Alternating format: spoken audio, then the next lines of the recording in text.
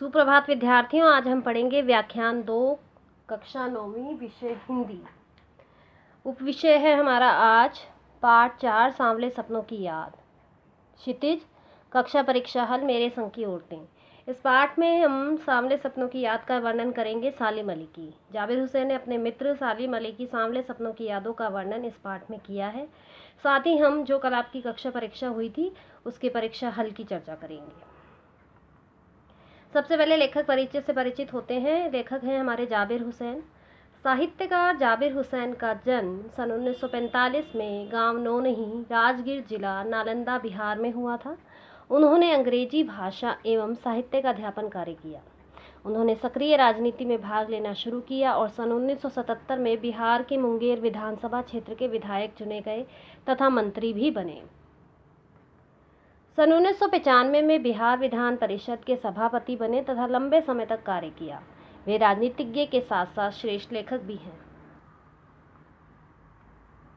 रचना परिचय से परिचित होते हैं उनके। जाबिर हुसैन हिंदी, अंग्रेजी तथा उर्दू भाषाओं के जानकार हैं और तीनों भाषाओं में कुशलतापूर्वक लेखन कार्य करते हैं। उनकी हिंदी कृतियों में प्रमुख हैं जो आगे है डोला बीबी का मजार, अतीत का चेहरा, लोगां, एक नदी रेत भरी आदि। साहित्यिक विशेषताएं। जाबिर हुसैन ने अध्यापन के साथ साथ सामाजिक क्षेत्रों में भी बहुत कार्य किया है, क्योंकि राजनेता के रूप में भी जाने जाते थे और सामाजिक क्षेत्रों में भी उनकी अहम भूमिका थी। आम आदमी से उनकी बातचीत होती रहती थी, इसलिए वो आम आदमी के दुख को ज़्यादा जानते थे और उन्हीं के बारे में उन्होंने अपने आगे के लेखों में वर्णन भी किया है। उन्होंने अपने लंबे राजनैतिक सामाजिक जीवन में आम आदमी के संघर्ष को निकटता से महसूस किया है। इस अनुभव को उन्होंने अपने साहित्य में भी प्रकट किया है। देखिए, राजनेता थे, सामाजिक कार्यकर्ता थे, इसलिए आम आदमी के संघर्ष को सामने से देखा, समीपता से देखा और उसे महसूस किया और इस अनुभव को उन्होंने अपने लेखों के रूप में भी लिखा है, अर्थात हमारे सामने प्रकट किया है। उनके द्वारा संघर्षरत आम आदमी और विशिष्ट व्यक्तित्वों पर लिखी गई डायरियां काफ़ी चर्चित और प्रशंसित है। मैंने आपको बताया था कि हमारा जो लेख है वो एक संस्मरण है और वो भी एक डायरी शैली में ही लिखा गया है। इसमें उन्होंने आम आदमी की जहां चर्चा की है वहीं पर सालिम अली के जीवन से जुड़ी हुई हर घटना का वर्णन भी किया है। भाषा शैली की बात करते हैं। जाबिर हुसैन की कृतियों में प्रयुक्त भाषा आम आदमी के निकट है, क्योंकि उन्होंने आम आदमी को समीपता से देखा है, उसके संघर्ष को समीपता से देखा है। उनकी भाषा कलात्मक, सरल तथा रोचक है। कला से युक्त है, सरलता से युक्त है और रोचक। उन्होंने अपनी रचनाओं में आवश्यकता अनुसार तत्सम शब्दों, उर्दू तथा अंग्रेजी भाषा का भी प्रयोग किया है। उन्होंने डायरी विधा में अभिनव प्रयोग किया है। अभिनव का अर्थ होता है नया, जो अपनी प्रस्तुति शैली और शिल्प में नवीन है, यानी कि नई नई शैलियों का प्रयोग करते हुए अपनी प्रस्तुति को उन्होंने हमारे सामने प्रकट किया है। साथ ही कैसे डायरी, देखो मैंने आपको बताया था कि गद्य लेखन की अलग अलग विधाएं होती हैं, कोई निबंध में लिखा जाता है, कोई कहानी में लिखा जाता है, उसी तरह से हमारा यह संस्मरण डायरी विधा में लिखा गया है। तो आइए पाठ के सार से परिचित होते हैं। सांवले सपनों की याद एक व्यक्ति चित्र है। इसमें प्रसिद्ध पक्षी प्रेमी सालिम अली के व्यक्तित्व का प्रभाव चित्र खींचा गया है। पाठ का सार इस प्रकार है। प्रसिद्ध पक्षी प्रेमी सालिम अली एक प्रसिद्ध पक्षी प्रेमी के रूप में जाने जाते थे और उनका अलग सा व्यक्तित्व हमारे सामने है। सालिम अली एक अंतहीन यात्रा। सुनहरे पक्षियों के पंखों पर सांवले सपनों का एक झुंड सवार है। वह मौत की वादी में जा रहा है। सालिम अली उसमें सबसे आगे हैं। वे सैलानियों की तरह पीठ पर बोझ लादे अंतहीन यात्रा पर चल पड़े हैं। सालिम अली एक अंतहीन यात्रा क्यों कहा? क्योंकि आज तक वो जितनी भी यात्राओं पर गए थे वहाँ से लौट आते थे, लेकिन आज जो उनकी यात्रा थी वो अंतहीन थी, उसका कभी अंत नहीं होने वाला था, अर्थात वो मौत के सफ़र पर जा चुके थे। सांवले सपनों का एक झुंड सवार है और वो मौत की वादी यानी मौत की ओर बढ़ते चले जा रहे थे और उसमें सबसे आगे थे हमारे सालिम। देखो यहाँ पर सालिम अली को एक सुनहरा परिंदा भी कहा गया है। वे सैलानियों की तरह, जिस तरह से सैलानी घूमने वाले अपने पीठ पर बोझ लादे चलते हैं, ऐसे ही वो एक अंतहीन यात्रा, जिस यात्रा का कभी अंत ही नहीं होना, ऐसी यात्रा की तरफ चल पड़े हैं जहाँ से वो कभी भी लौट कर वापस नहीं आएंगे। इस बार तो वे मानो शहर की भीड़ भरी जिंदगी से आखिरी बार चले हैं, अर्थात उनका ये आखिरी पलायन है। कोई उन्हें वापस नहीं लौटा सकता, मानो वे कोई पक्षी हों जो मौत की गोद में जा बसे हों। अर्थात अगर हम अपने जिस्म की हरारत और दिल की धड़कन भी उसे लौटाना चाहें तो लौटाना पाना संभव नहीं है। जिस तरह से कोई पक्षी मौत की गोद में जा बसता है और उसके गीत को दोबारा नहीं गाया जा सकता, उसी तरह से सालिम अली जैसे पक्षी वैज्ञानिक को भी दोबारा नहीं पाया जा सकता। अब बात आई पक्षी प्रेमी। देखिए, सालिम अली इस बात से क्षुब्ध थे कि लोग पक्षियों को आदमी की नज़र से देखते हैं। लोग जंगलों, पहाड़ों, झरनों को भी आदमी की नज़र से देखते हैं, परंतु कोई आदमी पक्षियों की आवाज़ का मधुर संगीत सुनकर अपने मन में रोमांच का अनुभव नहीं कर सकता। देखो, सालिम अली इस बात से दुखी होते थे कि जो लोग हैं वो पक्षियों को अपनी नज़र से देखते हैं, पक्षियों को पक्षियों की नज़र से नहीं देखते। जंगलों, पहाड़ों, झरनों आदमी को भी आदमी की नज़र से देखते था, तो उनको देख करके खुश तो हो जाते हैं कि सुंदर झरना, सुंदर पहाड़, सुंदर जंगल, लेकिन किस तरीके से उनको प्रकृति की ही नज़र से देखा जाना चाहिए, वो अगर व्यक्ति देख ले तो प्रकृति के असली सौंदर्य से परिचित हो सकता है। लेकिन मनुष्य केवल उसे अपने स्वार्थ की नज़र से देखता है, अपनी इच्छाओं को पूरा करने के लिए देखता है कि जंगल से उसे क्या प्राप्त हो सकता है, पहाड़ों से उसे क्या मिल सकता है, नदियों से उसे क्या मिल सकता है। लेकिन अगर प्रकृति को प्रकृति की नज़र से देखेंगे तो हम उसकी रक्षा के बारे में भी सोचेंगे। और अगर पक्षियों के मधुर संगीत सुनकर हमें कोई भी आनंद का अनुभव नहीं होता तो अर्थात हम मनुष्य नहीं, अर्थात हमें पक्षियों को, उनके संगीत को समझने के लिए हमें उनको उनकी नज़र से ही देखना होगा। एहसास की ऐसी ही ऊबड़ खाबड़ ज़मीन पर जन्मे मिथक का नाम है सालिम अली। देखो, जहाँ एहसास होता है, जहाँ ऊबड़ खाबड़ ज़मीन पर, मिथक का अर्थ होता है जो पुरानी बातों को जानते हैं और ऐसी पुरानी बातों को सत्य के साथ लेकर के बने हैं सालिम अली। सालिम अली की सांवली सपनों की यादें ही इस पाठ का सबसे बड़ा उद्देश्य है। किस तरह से उन्होंने अपने जीवन को पक्षियों के साथ जोड़ा, किस तरह से प्रकृति और वातावरण से अपने आप को जोड़ा, आइए आगे चर्चा करते हैं। अब आता है कि सांवले सपनों का महत्व। सालिम अली के सांवले सपनों का महत्व कृष्ण से कैसे जुड़ा हुआ है, देखिए।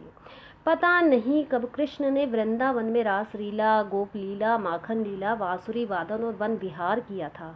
अपनी शोक गोपियों को अपनी शरारतों का निशान बनाया था। कब माखन भरे भांडे फोड़े थे और दूध छाली से अपने मुंह रहे थे। देखो, ये सारी यादें हैं, ये सांवले सपनों की यादें हैं कृष्ण की। जिस तरह से कृष्ण की सांवले सपनों की यादें आज भी हमारे जीवन से जुड़ी हुई हैं, उसी तरह से सालिम अली के सपनों का महत्व भी हमसे जुड़ा हुआ है। पता नहीं हमें कि कब कृष्ण ने वृंदावन में गोपियों के साथ रासलीला रचाई, गोपों के साथ खेले, माखन लीला रची, बांसुरी बजाई, वन में घूमे, कब अपनी गोपियों के साथ वो शरारतों को उनका निशाना बनाया, कब माखन से भरे हुए बर्तनों को तोड़ा, कब अपने हाथ दूध से भर डाले, ये नहीं जानते। लेकिन जैसे ही हम वृंदावन में जाते हैं, ये सारी पुरानी यादें सांवले सपनों की भांति हमारे सामने उपस्थित हो जाती हैं। कब वाटिका में छोटे छोटे किंतु घने पेड़ों की छांव में विश्राम किया था, कब दिल की धड़कनों को एकदम से तेज करने वाले अंदाज में बंसी बजाई थी, और पता नहीं कब वृंदावन की पूरी दुनिया संगीतमय हो गई थी। हम नहीं जानते कि कब श्री कृष्ण ने छोटे उपवन में जाकर के घने पेड़ों की छाह के नीचे विश्राम किया था। हम नहीं जानते कि कब उसने अपनी बांसुरी बजाई, जिससे एकदम तेज करने वाले अंदाज में वो बंसी बजी और लोगों की धड़कनें एकदम तेज हो गई। हम नहीं जानते कि वृंदावन की पूरी दुनिया कैसे संगीतमय हो गई थी। लेकिन जब हम लोगों से इस बात की चर्चा सुनते हैं या कृष्ण के बारे में हम पढ़ते हैं, तो ये सारी धुंधली यादें, सांवले सपनों की यादें हमारे सामने उत्पन्न हो जाती हैं, उपस्थित हो जाती हैं। पता नहीं ये सब कब हुआ था, लेकिन कोई आज भी वृंदावन जाए तो नदी का सांवला पानी उसे पूरे घटनाक्रम की याद दिला देगा।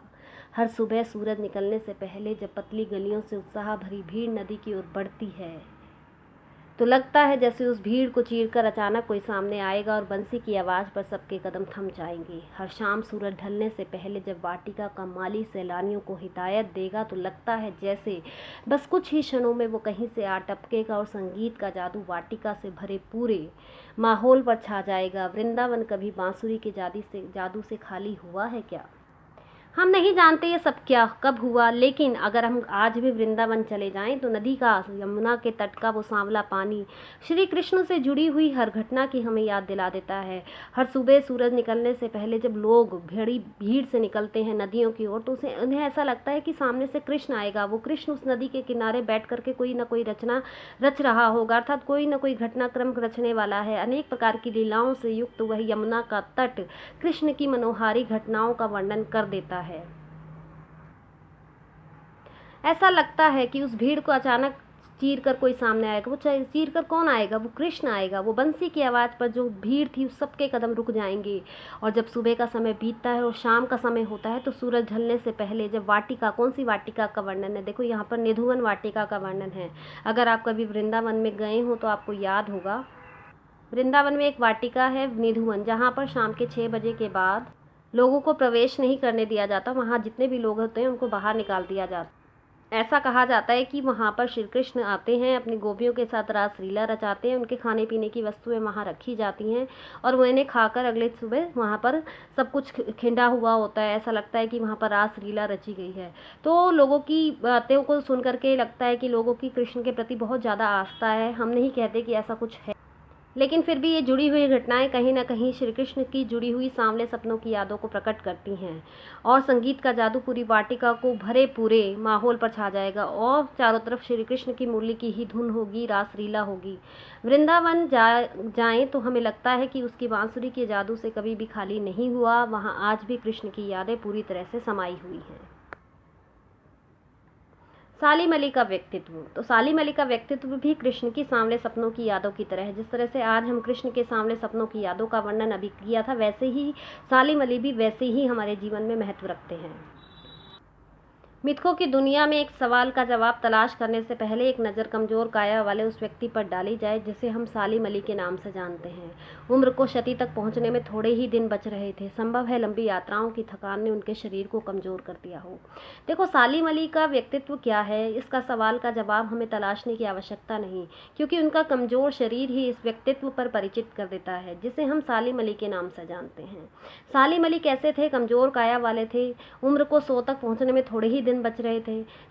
लगता है कि उनकी यात्राएं बहुत लंबी थी और उनकी थकान ने उनके शरीर को कमज़ोर बना दिया होगा, क्योंकि वे खाने पीने का ध्यान नहीं रखते होंगे।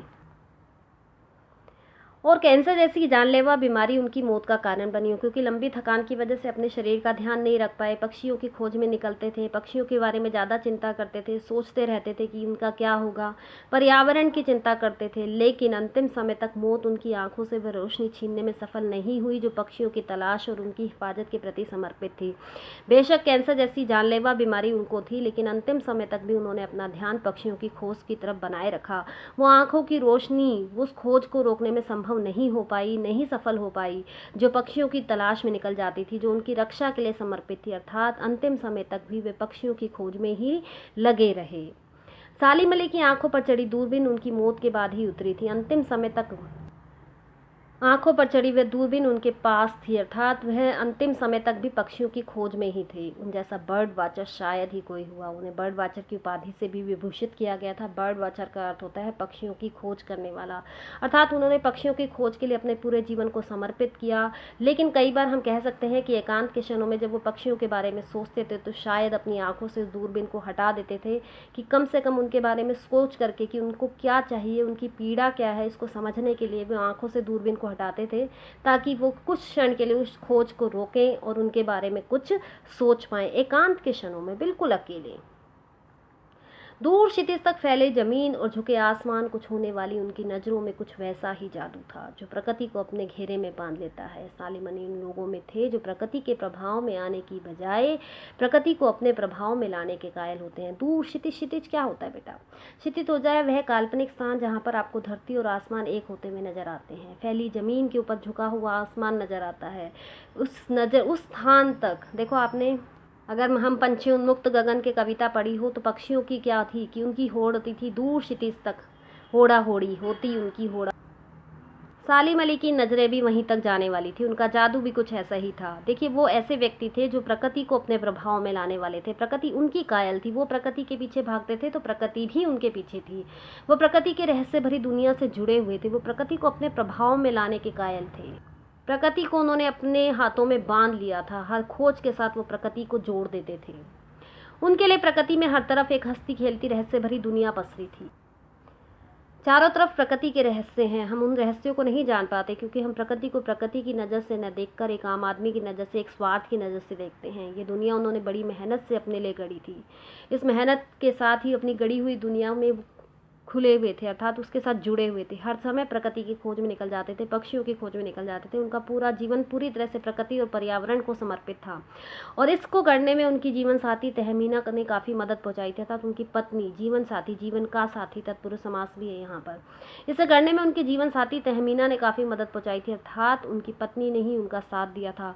जब वे यात्राओं पर निकल जाते थे तो वह अकेली रहकर अपनी पति की यात्रा के लिए सफल होने की कामना करती थी, उनका साथ देती थी। तहमीना स्कूल के दिनों में उनकी सहपाठी रही थी, अर्थात उनकी जो पत्नी थी उनकी सहपाठी ही उनकी पत्नी बनी थी, जिन्होंने उनके पक्षी प्रेमी बनने में उनका पूरा साथ दिया।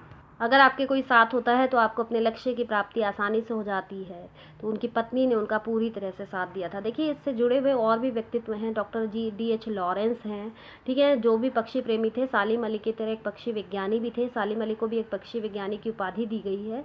इसके बारे में आगे की चर्चा हम अगले व्याख्यान में करेंगे। आइए अब इससे जुड़े हुए शब्दार्थों की चर्चा करते हैं। शब्द थे बेटा, देखिए बेटे, पहला शब्द है हमारा वादी। देखो, मैंने आपको बताया था कि जो हमारे लेखक हैं वो 3 भाषाओं के ज्ञाता थे, उर्दू भाषा के और हिंदी के और अंग्रेजी के। तो यहाँ पर तत्सम शब्दों का और उर्दू शब्दों का प्रयोग उन्होंने किया है, तो उसकी जानकारी के साथ ही शब्दों का अर्थ भी करते हैं। वादी शब्द हमारा तत्सम शब्द नहीं है, उर्दू भाषा का शब्द है, जिसका अर्थ होता है घाटी, जिसे अंग्रेजी में वैली भी कहते हैं। सैलानी यानी यात्री, इसका भी तत्सम शब्द न होकर के उर्दू शब्द है, यात्री हिंदी शब्द है। अंतहीन तत्सम शब्द है, जिसका अंत ना हो, समास कहें तो अंत से हीन। तमाम मतलब बिल्कुल सभी, तमाम भी फारसी का शब्द है। विलीन भी फारसी का शब्द है, विलीन का अर्थ होता है गल जाना, मिल जाना। कौन विलीन हो रहा था? सालिम अली विलीन हो रहे थे, ठीक है।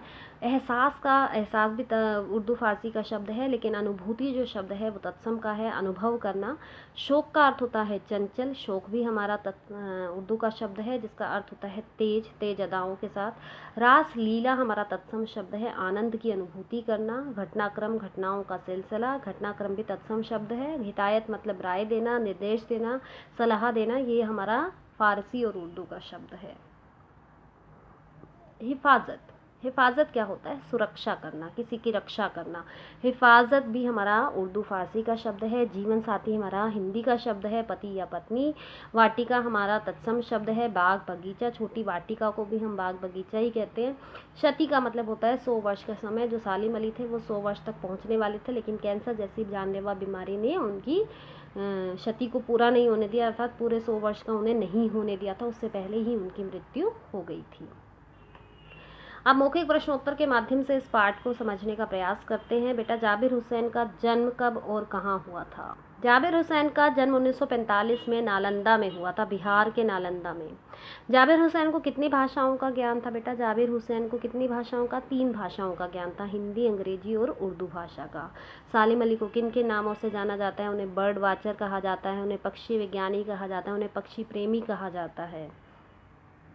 सालिम अली कैसी यात्रा पर चल चुके हैं? सालिम अली कैसी यात्रा पर चल चुके हैं? ऐसी अंतहीन यात्रा पर चल चुके थे जिससे लौट पाना संभव नहीं था। क्या वृंदावन की घटनाओं की याद दिला देता है? सांवले सपनों का पानी, यानी यमुना का सांवला पानी, कृष्ण की बांसुरी की आवाज़, ठीक है, कृष्ण की गोपियों के साथ की गई रासलीला, गोपों के साथ की गई रासलीला, वृंदावन में उनके बांसुरी की धुन, सभी घटनाओं की याद दिला देता है। सालिम अली की मृत्यु का कारण क्या था? देखो, सालिम अली क्षति तक पहुंचने वाले थे, लेकिन लंबी यात्राओं की थकान के बाद उन्हें जो जानलेवा कैंसर की बीमारी हुई थी, वही उनकी मृत्यु का कारण बनी थी। सालिम अली किस बात से शुद्ध थे? सालिम अली किस बात से शुद्ध थे कि जो लोग हैं वो प्रकृति को प्रकृति की नज़र से ना देख करके अपनी नज़र से देखते हैं, अपने स्वार्थ की नज़र से देखते हैं। आपके लिए गृह कार्य है बेटा, देखो, पाठ से संबंधित प्रश्न मैंने आपको दिए हैं। इसके अभ्यास कार्य के प्रश्न उत्तर की चर्चा हम अगले व्याख्यान में करेंगे, क्योंकि हमारा पाठ अभी पूरा नहीं हुआ है, और जो अभ्यास के प्रश्न हैं वो पूरे पाठ पर आधारित हैं। तो मैंने आपको 4 प्रश्न दिए हैं जो आपके आज के पढ़ाए गए पाठ पर आधारित हैं, जिन्हें आपको अपनी रफ कॉपी में करना है। यह सफ़र अन्य सफ़रों से भिन्न क्यों कहा गया है? जो सालिम अली का सफ़र था वो अलग क्यों था आज के सफ़र से? लोग प्रकृति को किन नज़रों से देखते हैं और क्यों? वृंदावन में सुबह सवेरे क्या अनुभूति होती है? और सालिम अली कितने समय तक जिए और उनकी मृत्यु कैसे हुई? तो आइए कल की जो कक्षा परीक्षा हुई थी उसके प्रश्नोत्तर की चर्चा करते हैं। पहला प्रश्न है कि मेरे संग की औरतें की लेखिका का नाम है? महादेवी वर्मा, सुभद्रा कुमारी चौहान, मृदुला गर्ग या मन्नू भंडारी। देखिए, मृदुला गर्ग ने ही अपने आसपास की औरतों का वर्णन किया है, तो इसका उत्तर है मृदुला गर्ग गै। दूसरा था कि लेखिका के नाना ने कैम्ब्रिज विश्वविद्यालय से किसकी पढ़ाई की थी बेटा? बैरिस्ट्री यानी वकालत की। लेखिका के पिता ने उन्हें कौन सा उपन्यास पढ़ने के लिए दिया था? ब्रदर्स कारामाजोव। रेणु ने बीए की परीक्षा किसके कहने पे, देखो हर बात के लिए वो तर्क दिया करती थी, लेकिन जब उसकी तर्क की बात नहीं चल पाई तो किसके कहने पर उसने बीए की थी? पिता के कहने पर। ना लेखिका के कहने पर, ना नाना के कहने पर, ना माता के कहने पर। पिता ने कहा था मैं कह रहा हूँ इसलिए बीए करूँ। लेखिका की किस बहन के परीक्षा में कम अंक आते थे और उसके शिष्यों के ज़्यादा? देखो अचला, मंजुल, रेणु या चित्रा। देखो चित्रा के आते थे। चित्रा दबंग थी, अपने साथ के बच्चों को पढ़ाया करती थी, लेकिन परीक्षा में उसके कम और ज़्यादा के जो उनके शागिर्द होते थे, शिष्य होते थे, उसके ज़्यादा अंक आते थे। कौन सा विद्यालय खोलना चाहती थी लेखिका? महाविद्यालय यानी कॉलेज, प्राइमरी यानी प्राथमिक, वरिष्ठ माध्यमिक यानी सीनियर सेकेंडरी, या माध्यमिक यानी सेकेंडरी? प्राइमरी विद्यालय खोलना चाहती थी, प्राथमिक विद्यालय खोलना चाहती थी। किससे मदद मांगी थी उसने बेटा? कैथोलिक बिशप से मांगी थी, लेकिन उन्होंने मना कर दिया था। फिर उन्होंने अपने ही बल पर अकेले प्राइमरी विद्यालय खोला था। लेखिका की नानी अपने पति के किस मित्र से मिलना चाहती थी? मोहनलाल से मिलना चाहती थी, प्यारेलाल से मिलना चाहती थी, भगत राम से मिलना चाहती थी, सोहनलाल से मिलना चाहती थी? प्यारेलाल शर्मा से मिलना चाहती थी, क्योंकि उनको पता था कि उनके जो पति हैं वो तो उनकी बेटी की शादी अंग्रेजों के फरमाबदार से कर देंगे। इसलिए अंतिम समय में जब उन्होंने अपने आप को मौत के निकट पाया था तो उन्होंने अपनी पर्दे का लिहाज ना करते हुए, यानी कि वो पर्दे में रहने वाली महिला थी, उन्होंने अपने पति से कहा कि वो उनके मित्र से मिलना चाहती हैं। और जब लोगों को ये पता चला कि अपनी बेटी की शादी के लिए मिलना चाहती हैं तो सबके होश उड़ गए थे। लेखिका नानी अपनी बेटी का विवाह किससे करवाना चाहती थी? डॉक्टर से करवाना चाहती थी, वकील से करवाना चाहती थी, स्वतंत्रता सेनानी से करवाना चाहती थी, अध्यापक से कराना चाहती थी? स्वतंत्रता सेनानी से कराना चाहती थी, क्योंकि उनके जो पिता थे वो अंग्रेजों के फरमाबदार थे और वो नहीं चाहती थी कि उनकी बेटी ऐसे व्यक्ति से शादी करे जिसके आगे उसे हमेशा झुक कर रहना पड़े। वो चाहती थी कि उसकी बेटी आज़ादी से जीवन को जिए, इसलिए उसने अपनी बेटी का विवाह स्वतंत्रता सेनानी से करने के लिए कहा था, वो भी अपने पति के मित्र को वर ढूंढने के लिए कहा था। लेखिका के पिता को किस परीक्षा में बैठने से रोक दिया गया था? आईसीएस की, आईपीएस की, एसएससी, या इनमें से कोई नहीं? देखो लेखिका के पिता ने स्वतंत्रता आंदोलन में भाग लिया था, इसलिए उन्हें आईसीएस की परीक्षा में बैठने से रोक दिया गया था। लेखिका की माँ में कौन सी विशेषता नहीं थी? देखो वो सच भी बोलती थी, वह नाजुक और सुंदर थी, वह भारतीय माँ जैसी थी, या वह साहित्य में रुचि रखती थी? देखो सच बोलती थी, नाजुक सुंदर थी और साहित्य में रुचि रखती थी, ये विशेषताएं उनकी थी और इस वजह से वो समाज में सम्मानित भी थी। लेकिन वो भारतीय माँ जैसी नहीं थी। जैसे भारतीय माँ बच्चों को लाड प्यार करती है, उनके कहे अनुसार खाना बनाती है, लेकिन लेखिका की माँ ऐसा कुछ भी नहीं करती थी। लेखिका के परिवार में बतोहू की पहली संतान लड़की होने की मन्नत किसने मांगी थी? माँ ने मांगी थी, दादी ने मांगी थी, परदादी ने मांगी थी, या सभी ने मांगी थी? तो किसी ने नहीं मांगी थी, सिर्फ परदादी ने मांगी थी और वो सब मन्नत सबको बता दी थी उन्होंने। और ऐसा उन्होंने क्यों किया ऐसा किसी को नहीं पता, ये बात रहस्य में रही है और रहस्य में ही रह गई। लेखिका की कितनी बहनें थी? देखो लेखिका की 4 बहनें थी, 3, 5 या 7 नहीं थी। लेखिका को मिलाकर के वो कुल 5 बहनें थी, लेकिन लेखिका की कुल मिलाकर सिर्फ 4 बहनें थी, अचला, रेणु, चित्रा और मंजुल। लेखिका के भाई का नाम क्या था? मदन था, राजीव था, रजत था, या संजय था? देखिए लेखिका के भाई का नाम था राजीव। लेखिका की कौन सी बहन अंग्रेजी में लिखती थी? मंजुल भगत लिखती थी, अचला लिखती थी, रेणु, या इनमें से कोई नहीं? देखो मंजुल भगत हिंदी में लिखती थी, अचला अंग्रेजी में लिखती थी, रेणु लिखती ही नहीं थी और बाकी तो है ही नहीं। चोर ने चोरी का काम छोड़कर क्या किया? देखो जब दादी ने उसे पानी पिला दिया परदादी ने, तो उसने कहा था हम माँ बेटा हुआ तुम्हारी मर्जी, तुम खेती करो या चोरी करो, तो मतलब खेती का काम किया था। अब आगे है निम्नलिखित प्रश्नों के उत्तर एक शब्द में दीजिए। लेखिका की बहन चित्रा कैसी थी? दबंग थी, जो बोल देती थी वो करके छोड़ती थी। उसने अपनी शादी के बारे में भी पहले ही हंगामा मचा दिया था कि शादी करूंगी तो इसी लड़के से करूंगी, चाहे लड़के को नहीं पता था। लेखिका और उसकी बहनें कभी हीन भावना का शिकार नहीं हुई थी।